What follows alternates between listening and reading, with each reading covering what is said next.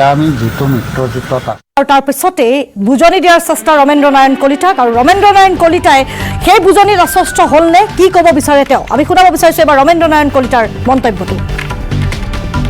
আমি যিটো মিত্ৰজোঁটত আছোঁ আৰু যিহেতু মই অগপৰ প্ৰাথমিক সদস্য হৈ আছোঁ গতিকে আমাৰ যিখন মধ্য গুৱাহাটী আমাৰ অগপৰ কাৰ্যকৰী কমিটি আছে সেইখন কমিটিয়ে অহাকালি তেওঁলোকে এখন জৰুৰী বৈঠক দিছে গতিকে তেওঁলোকে যিটো সিদ্ধান্ত ল'ব সেই সিদ্ধান্ত অনুযায়ীয়ে মই নিশ্চয় তেনেধৰণে তেওঁলোকৰ পৰামৰ্শ মই গ্ৰহণ কৰোঁ। জালুকবাৰীত প্ৰচাৰ চলোৱা এতিয়া জালুকবাৰীত প্ৰচাৰ চলাবৰ কাৰণে তেওঁ এটা ইতিমধ্যে মোক অনুৰোধ জনাইছে আৰু সেই ক্ষেত্ৰত আমাৰ যিখিনি কৰ্মী আছে বা আমাৰ যিখিনি জালুকবাৰী সমষ্টিৰ আমাৰ অগপৰ যিখন সমিতি আছে এই সমিতিৰ লগত মই নিশ্চয়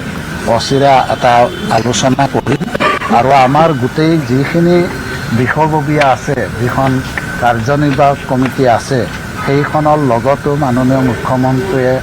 এটা আলোচনা কৰাৰ কথা কৈছে গতিকে কালি সিদ্ধান্তটো হৈ যোৱাৰ পিছতে আমি বাকীখিনি কামখিনি বা কথাখিনি আগবঢ়োৱাৰ কাৰণে চিন্তা চৰ্চা এতিয়া যিহেতু গোটেই কথাখিনি আপুনি ক'লে এতিয়া দলীয় নেতৃত্বৰ প্ৰতি আপোনাৰ কিবা এটা ক্ষোভ আছে নেকি 1985 চনৰ পৰা যদি আপুনি গোটেই সমষ্টিটোত কাম কাজ কৰি আহি আছে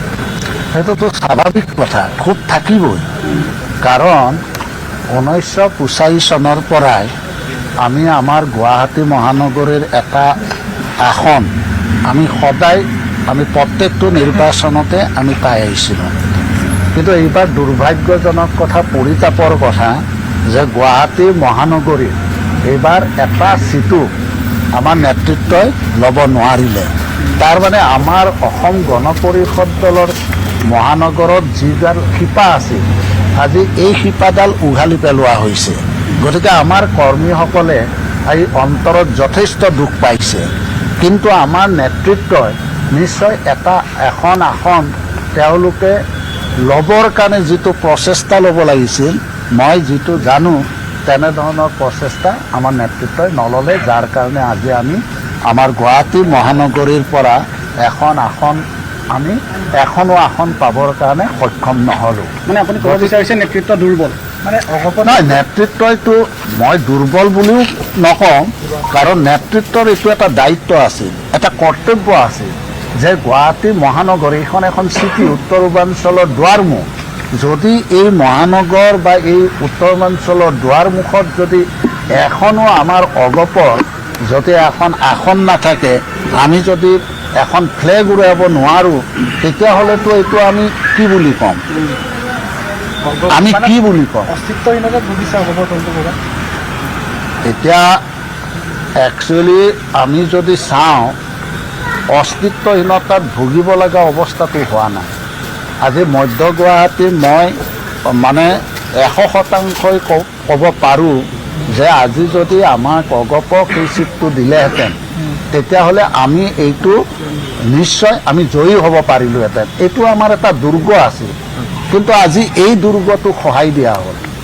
আজি এই দুৰ্গটো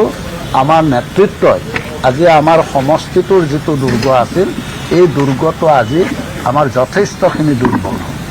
আৰু এটা প্ৰশ্ন এতিয়া আহিছে ৰাইজৰ মনৰ পৰা ৰাইজে সেইটো কথা বহুদিনে কৈছে যে আপুনি যিটো সম্মানীয় সমষ্টিৰ পৰা প্ৰতিনিধিত্ব কৰিছিল তাত এইবাৰ এজন অনা অসমীয়াক টিকট প্ৰদান কৰা হৈছে যাক লৈ ৰাইজ ক্ষোভিত আৰু ৰাইজে এইবাৰ ক'ব বিচাৰিছে যে অনা অসমীয়া ভাইচেছ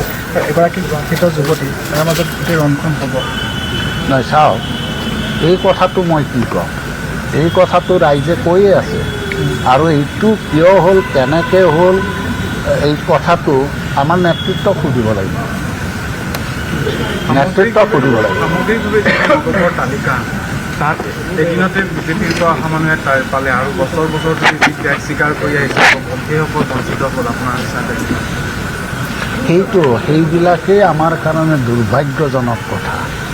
আজি যিকেইটা সমষ্টিৰ দুই এটা সমষ্টিৰ আজি ধৰক সেই সমষ্টিটো দিনে নিশাই আমাৰ কৰ্মীসকলে কাম কৰিছে আমাৰ কৰ্মীসকলে কাম কৰাৰ পিছত দিনে নিশাই কাম কৰাৰ পিছত ইমান এটা ত্যাগ স্বীকাৰ কৰাৰ পিছতো আজি ওপৰতে ওপৰতে মানে একেদিনাই মানে এটা বেলেগ দলৰ পৰা আহি অগপত জইন কৰি যোগদান কৰি টিকেট এটা লাভ কৰিব, সেইটো আমাৰ কাৰণে দুৰ্ভাগ্যজনক নহয় জানো?